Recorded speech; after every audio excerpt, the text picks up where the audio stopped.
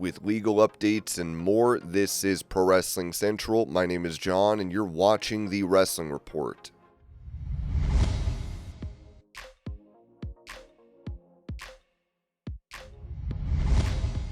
Praising his own work in WWE, The Rock said this about his most recent character, telling WWE Unreal, "The final boss, the greatest heel professional wrestling has seen. Insurmountable antagonist. There is nothing the final boss can't do. There's nothing the final boss can't say. Becoming this new version has been the most gratifying decision that I've ever made."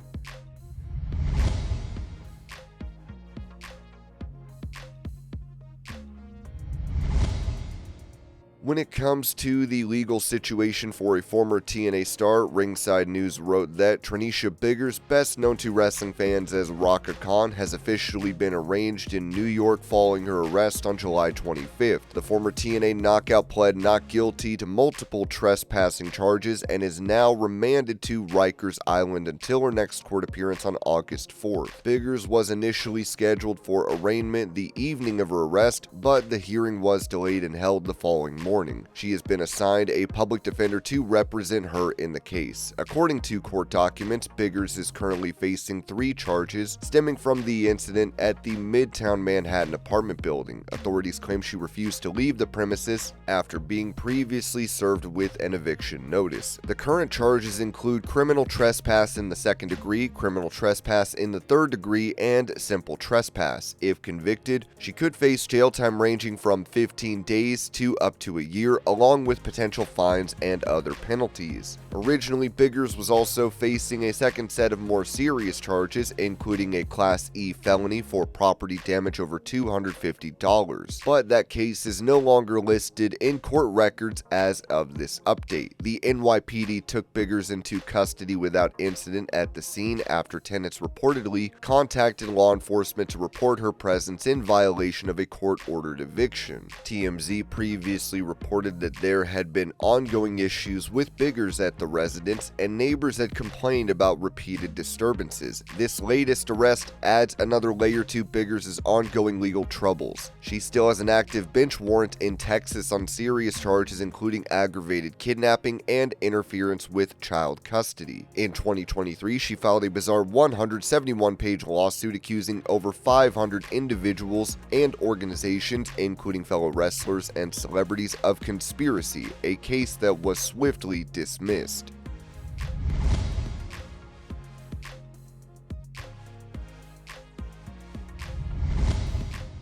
Talking about the death of her father, Hulk Hogan, Brooke Hogan wrote this on Instagram. "My dad's blood runs through my veins. His eyes shine through my children, and our bond is never broken, not even in his final moments. We had a connection deeper than words, one that spanned lifetimes. I am so grateful I knew the real version of him, not just the one the world viewed through a carefully curated lens. We shared a quiet, sacred bond, one that could be seen and felt by anyone who witnessed us together. When he left this earth, it felt like part of my spirit left with him. I felt it before the news even reached us. He used to remind me, all of this is temporary and I'll always find my way back to you. I truly believe that. We will find each other in every lifetime. I know he's at peace now, out of pain, and in a place as beautiful as he imagined. He used to speak about this moment with such wonder and hope, like meeting God was the greatest championship he'd ever have. I will remember watching him build my Barbie dream houses, our jet ski rides, laughing till we cried when no one else got the joke, the way he gave me a love and respect for the ocean, the beach, sunsets, and the beauty God pointed into this life. His hugs were my home. Wrapping my arms around his big frame always made me feel like his little girl, even as I grew up. I'll never forget his scent. I swear when I hold my sweet Molly Jean, named after him, she smells just like him sometimes. I feel his presence in my children. He lives through me and through them. The greatest gift a father could ever give, a love that goes on long after we're gone. But the world he left behind is different than we had imagined. The media has been convoluting the narrative, and I feel it necessary to clear a few things up. We never had a big fight. My father and I never fought. It was a series of private phone calls no one will ever hear, know, or understand. My father was confiding in me about issues weighing on his heart, both personal and business. I offered to be a life raft in whatever capacity he needed. I told him he had my support. I begged him to rest, to take care of himself. He had nothing else to prove to the world or anyone. My husband and I moved down to Florida to be near him. He was getting older. I wanted to be there as much as possible. We had been through almost 25 surgeries together, and then all of a sudden he didn't want me at surgeries. Everything started getting covered in a thick veil. It was like there was a force field around him that I couldn't get through. He was telling me these things, being so vulnerable with me, and heard my pleas. Then suddenly something shifted, and he made a choice to walk the path that clearly tore at his spirit. I felt a disconnect. What followed were respectful disagreements that took an emotional toll on me. You have to imagine, along with this, everybody inserts their opinion, never really knowing the truth or walking in our shoes. I also got pregnant with our twins shortly after, and had a very complicated and scary C-section with a hard recovery. I actually feel it was my daddy's thick belay of blood that kept me alive, to be honest. During the last 2 years, I had to step away to protect my heart. My husband stayed open, quietly reaching out to my dad without me knowing, trying to find a safe way back in for me. After my father passed, I read those messages, some answered, some ignored, but all of them broke my heart. In the end, he continued to be a financial success for many. This was the last thing I wanted for him. He's been working and tearing his body apart his entire life. I know in my heart I did everything I could. He knew I would run through a burning building for him, and in many ways along the path of life I did. He knows how deeply, how hard, and how purely I loved him. I am at peace knowing this. All I ever truly wanted from my father was love, honesty, and a deep connection, and for a few special years I had that, with memories that will last a lifetime. I'm deeply grateful for the love, tributes, and memorials from his fans and friends. His life was one worth celebrating, and always will be.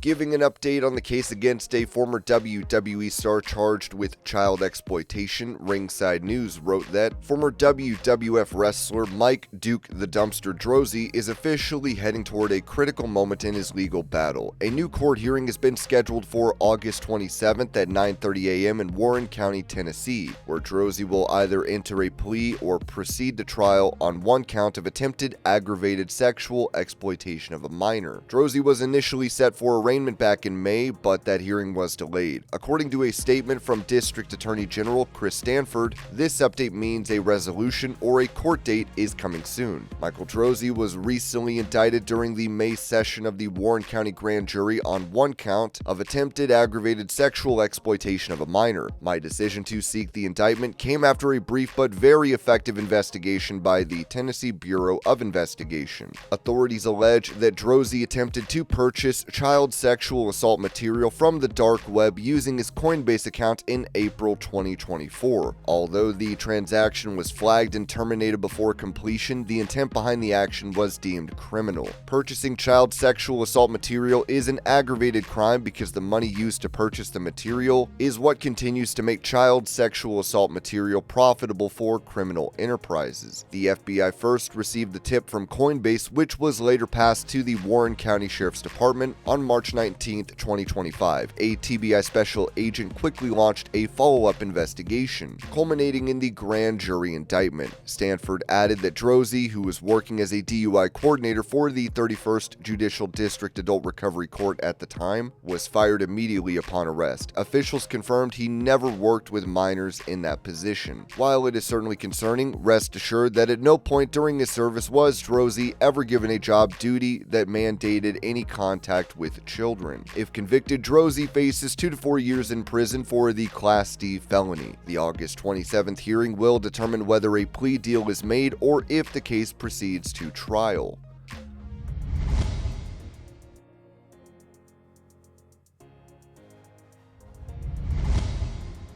Revealing why he was written off AEW programming, Samoa Joe told WrestleZone, "You know, obviously we're working through concussion protocols right now, which I take very seriously. Hopefully, doctors will clear me sooner than later so we can make amends for things that maybe shouldn't have gone on."